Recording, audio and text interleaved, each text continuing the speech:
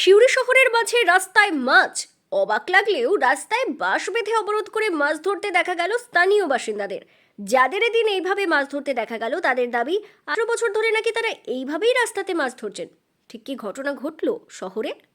আসলে সিউড়ি পৌরসভার অন্তর্গত 4 ও 6 নম্বর ওয়ার্ডের অংশ সুরিপুকুর পাড়ার বেশ কিছু এলাকার রাস্তার অবস্থা বেহাল।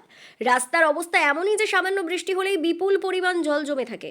গত 18 বছর ধরে এমন পরিস্থিতির মধ্যে তাদের কাটাতে হচ্ছে বলে অভিযোগ। আর এরই পরিস্থিতিতে আজ মঙ্গলবার সকালে সিউড়ি হৃদয় মোড় থেকে সাঁইথিয়া বাইপাস যাওয়ার রাস্তায় বাঁশ বেঁধে এলাকার বাসিন্দারা রাস্তায় মাছ ধরে বিক্ষোভ দেখান। আসলে এমন ঘটনা ঘটানোর মূলে পৌরসভার কাজকর্মকে কটাক্ষ করা হয়।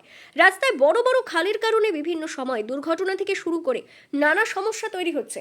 এমনকি রাস্তা খারাপের কারণে এলাকায় টোটো চালকরা আসতে চান না, এলেও বেশি ভাড়া দাবি করেন বলে অভিযোগ। ফলে চরম সমস্যায় ভুগতে হয় স্কুল পড়ুয়া থেকে শুরু করে অন্যান্যদের। দীর্ঘদিন ধরে প্রশাসনের কাছে জানিয়ে আসছি রাস্তাটি ঠিক করার জন্য, কিন্তু সেইভাবে কেউ মাথা গলাচ্ছে না, কারণ ওই পাশে কোনো দায়িত্ব কেউ নিচ্ছে না। কিন্তু বড় সড়ো বিপদ যে কোনো মুহূর্তে এখানে হতে পারে। সেদিন টোটো উল্টেছে, তারপরে আজ যে দুর্যোগ হচ্ছে, যেভাবে যদি বিদ্যুতের তার ছিঁড়ে পড়ে যে কোনো মুহূর্তে আমরা কারেন্ট লেগে মরে যেতে পারি জলের মধ্যে। একটু ব্যবস্থা করুন, কেন আমরা ভীষণ কষ্টে আছি, না এখানে কোনো টোটো আসতে চাই, আর এলেও দ্বিগুণ ভাড়া চাই আমাদের কাছ থেকে। বছরের পর বছর ধরে রাস্তার এই বেহাল দশা দেখেও নাকি 2 ওয়ার্ডের কাউন্সিলররা কোনো পদক্ষেপ নেননি। 2 ওয়ার্ডের কাউন্সিলর দেবাশিস সাহা, উজ্জ্বল মুখার্জি প্রত্যেককেই দায় এড়াচ্ছেন বলে দাবি করা হচ্ছে। কমিশনারদের কাছে জানানো হয়েছে, আরো যদি কোথাও যেতে হয় সেটাও যাওয়া যাবে। আপাতত আমরা তাদের ডেকেছি, দেখি তারা কি বলছে এসে। আজকে আসুন, তারা কথা বলুন আমাদের সাথে।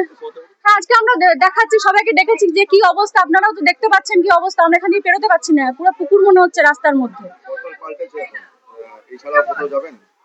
দেখি, আপাতত আমরা তো চেষ্টা করছি করার। এখানে যদি কাজ না হয় তখন অবশ্যই কোথাও যেতে হবে, যেখানে যার সুরাহা যাতে আমরা যেখানে পাবো আমরা সেখানে যাব। কারণ আমাদেরকে তো বাঁচতে হবে, আমরা তো এইভাবে সারা জীবন থাকতে পারি না, আমাদেরকেও ভালো থাকতে হবে। এদিন প্রায় 1 ঘন্টা পথ অবরোধ চলার পর পুলিশি আশ্বাসে পরিস্থিতি স্বাভাবিক হয়।